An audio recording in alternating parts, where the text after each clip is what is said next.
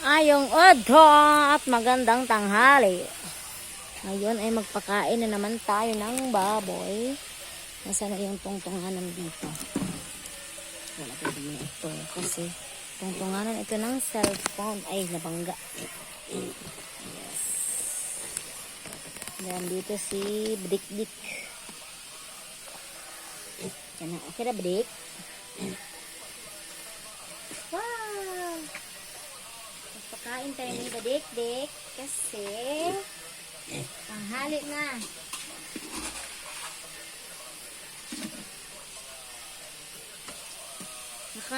Ano siya, nakalima na akong pakain. Tapos kukuha muna ako ng tubig.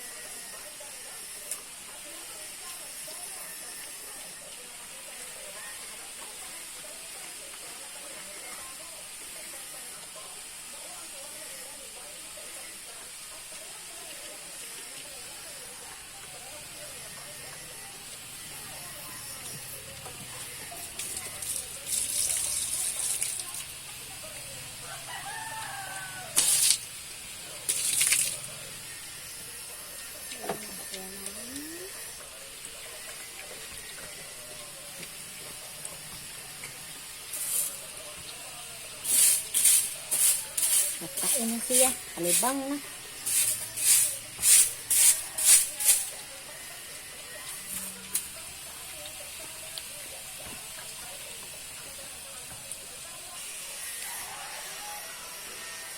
Napagod ako kanina kasi ang laki ng nilinisan ko. Ito. Yan lahat papunta doon. Tapos, ito din sa may add sa baboy. Yan. Dito.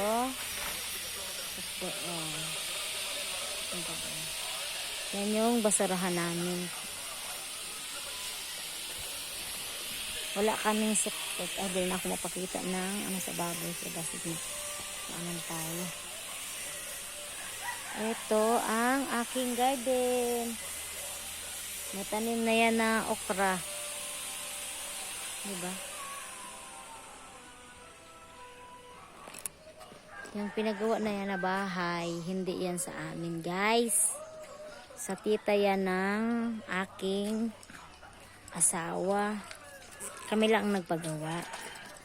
Yung mga ano dyan, baka magsabi na naman kayo na mayaman si Ina, maganda na ang buhay. Nagkakamali po kayo. Yung pinagawa po namin na bahay ay hindi yan sa amin. Sa tita yan ni Eric. Sa totoo lang, wala kami talagang bahay dito. Kaya nga humingi lang ako ng rasyon sa sa DE, sa DENA, sa barangay, sa munisipyo. Humingi ako ng baboy para na meron akong maalagaan. Kung mayaman ako, ay nakauwi na ako dyan sa Marinduque. Sobrang namimiss ko pa naman yung Marinduque. Ilang taon na rin hindi ako nakaka-uwi. Siguro mga ano na. Mga 12 o 11 years. 11 years na, guys.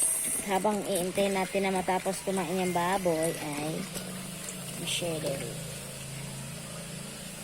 Yan, hindi pa yan tapos ang aking baboy kumain. Mauubos na yan, guys. So, hanggang dito na lang. Salamat sa panonood at bago ko tapusin ang video ay magpasalamat muna ako sa mga sumusuporta sa akin, sa aking pamilya at saka sa mga FB Reels ko. Salamat sa suporta. Sa Team Hilas, legit talaga ang Team Hilas. Good. Ora to, salamat.